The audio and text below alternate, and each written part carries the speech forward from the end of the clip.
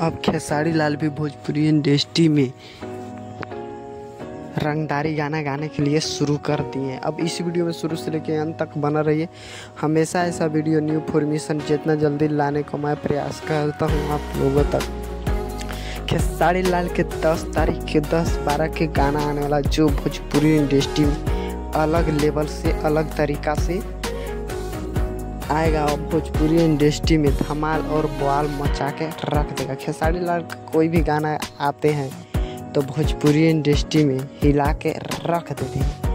लेकिन trending star Khesari Lal का फिर से 12 तारीख के गाना रिलीज होने वाला है अन्नपूर्णा फिल्म से। और धमाल और बवाल भोजपुरी इंडस्ट्री में मचा के रख देगा। एक रंगदारी गाना ज़बरदस्त तरीके से फोटो वायरल हो रहा है, आप लोग देख सकते हैं कि ज़बरदस्त तरीके से गुंडा वाला रोल से एकदम रंगदारी गाना में कहते हैं रंगदारी की तरह एक गाना में सब कुछ लुक जैसा गाना वैसा लुक भी दिया जा रहा है।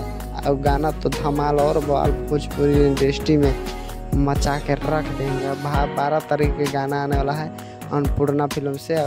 धमाल और बवाल भोजपुरी इंडस्ट्री में मचा के रख दीजिए।